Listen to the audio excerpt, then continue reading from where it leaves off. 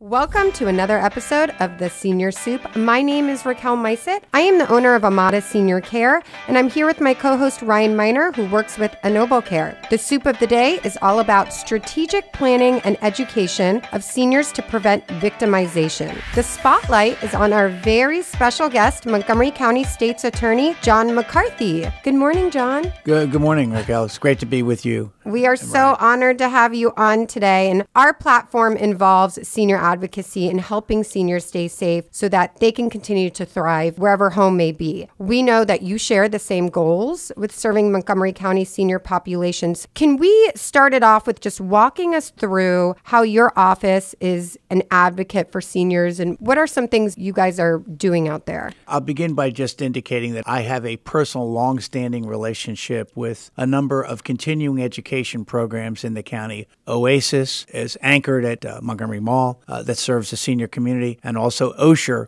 which had an association with Johns Hopkins, which is now offering its live classes at the Black Rock Center in Germantown. I personally believe in education, and I believe that education can prevent victimization. I think that is particularly true in the senior community. I was well aware of, when I started an individual specified and specially trained unit to prosecute crimes that are committed against seniors, that this is and remains the fastest growing segment of the community in Montgomery County. We're going to have about 230,000 seniors living in Montgomery County by the year 2030. Wow. Say that again. How many? We are going to have 230,000 individuals over the age of 65 living in Montgomery County by 2030. It is the fastest growing segment of the population in this community. Reflective of national trends, too. 17,000 Americans turn 65 every single day and will for the next 20 years. Mr. State's Attorney, glad you're here because our job as people who work in the senior healthcare industry and the senior care industry is to advocate for their best interest, and your team of prosecutors are always looking out for the best interest of our aging adult population. What you guys here at the State's Attorney's Office do so well is at times recognize or intercept scammers before they even get in front of vulnerable seniors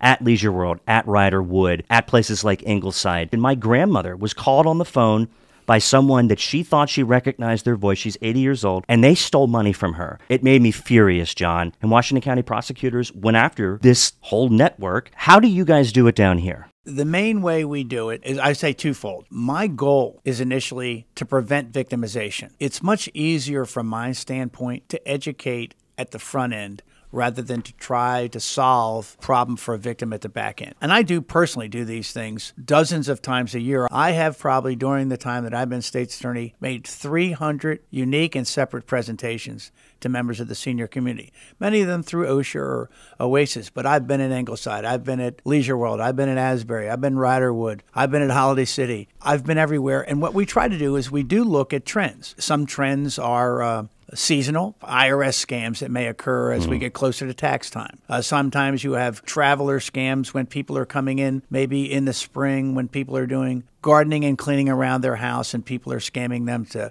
repair their roofs or cut down trees that don't need to be cut down for thousands of dollars. What we try to do is educate people first on the things to look out for. Sometimes the scammers are actually in the homes of the seniors. If it's a financial scam, about 90% of the time, the person who is scamming you or taking your money is probably related to you in about 90% of the cases. Wow. In other instances, we invite people in by picking up the phone. We invite people in by being subject to phishing scams on the internet. We try to train people how to spot phishing scams on the internet. We teach them about how they use rogue emails that look like it's Capital One Bank, but maybe they add an S or a symbol to it. And we tell them, don't open the email. Contact the bank directly. We talk to them about a variety of things they can do to protect themselves against the most common scams in the community. If they are victims, we have specialized prosecutors. I have specialized trained prosecutors that do financial crimes, and then we have others that do physical abuse, neglect, and sexual crimes against seniors. Different skills. All tough subjects, obviously, and knowing that this resource is in place and understanding from an advocacy standpoint how to stop it, how to prevent it. But if it does happen, we know your office has their backs. You guys are really getting out there. The way we make ourselves a safer community is through public education. The senior generation is among our greatest generations that we've had in the history of this country. And they are trusting, loving people. And I think as a result, scammers know that. And they're trusting that they can manipulate you online, get you to be polite. We're teaching such basic skills as, why are you answering the phone if you don't recognize the phone number? Don't answer the phone so they don't have access to you. If it's somebody that loves you, they're going to send you a text, they're going to send you a message, they'll get back in touch with you. Don't answer a phone number you don't know, because the do not call lines and things like that, they just It doesn't always work. They don't work at all. Raquel doesn't answer my text messages sometimes. Only when it's late and I'm a little grumpy or... So I'm Late. After a long day, I'm curious, how do you guys become aware of the latest scams? Because I imagine that there are common ones, but then there are new innovative scams. Sometimes it's because we've actually had reports made to us and we begin to see patterns. Sometimes it's because we go out into the community and maybe a group at Leisure World will approach me and they'll tell me something that's happening to large numbers of people at an individual community level, using Leisure World as an example. I would also say that not every problem where someone is targeted as a senior can be solved criminally.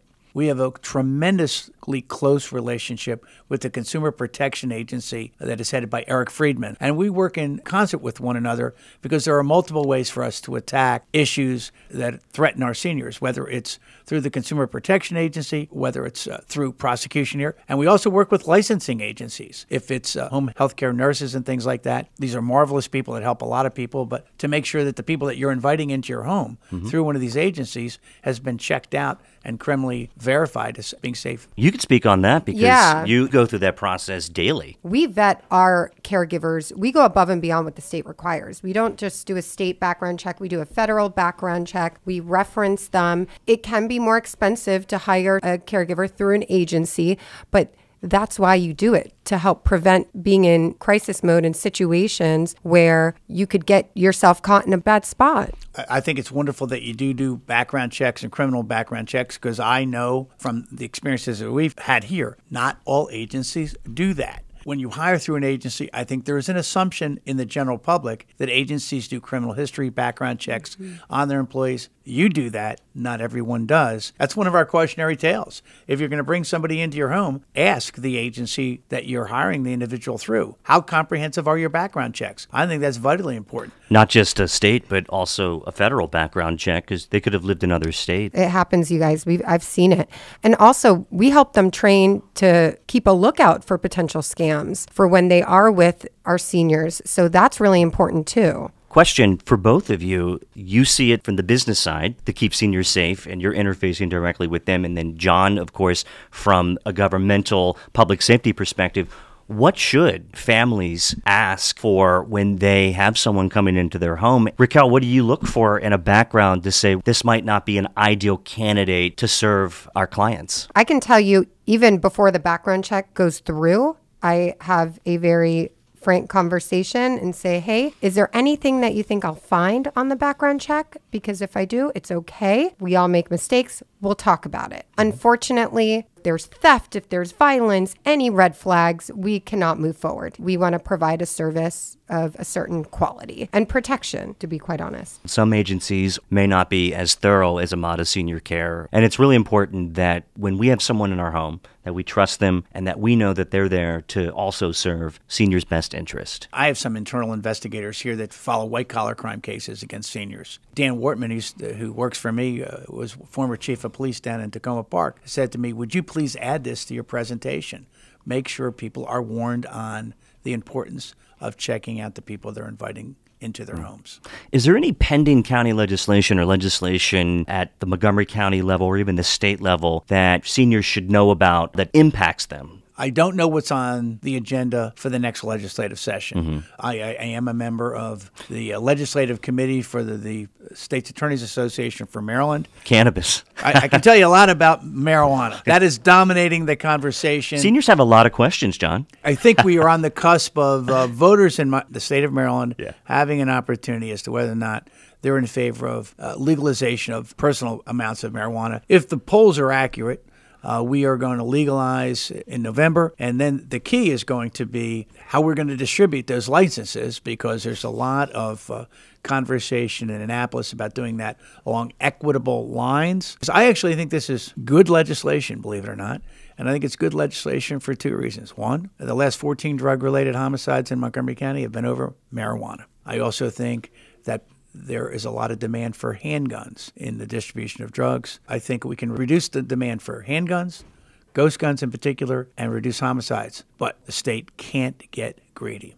They can't overtax it to the extent that it's so expensive in the state stores, the black market remains. If they do that, they're going to be destroying one of the great things that we could be achieving with this legalization effort. I think we covered a lot today. I'm excited to share this with our senior network. People need to know that public safety is on their side, that public servants like John, who every day wakes up and thinks about how do I protect this community, that he has their backs. John, I'm glad you came on. Thanks for doing this it's a nice fall morning. Well, it's an honor to be with you. And look, I think we're always looking for people to be partners with us in protecting the senior community. And my favorite number is 0. If I did not have a senior that came to me who was a victim of a financial fraud or a victim of some form of abuse or neglect, I would be a very successful prosecutor. If I could just say one other warning to the senior community, only 4% of cases related to crimes against seniors are reported by the seniors themselves. 96% of the cases we get, it's a third-party reporter.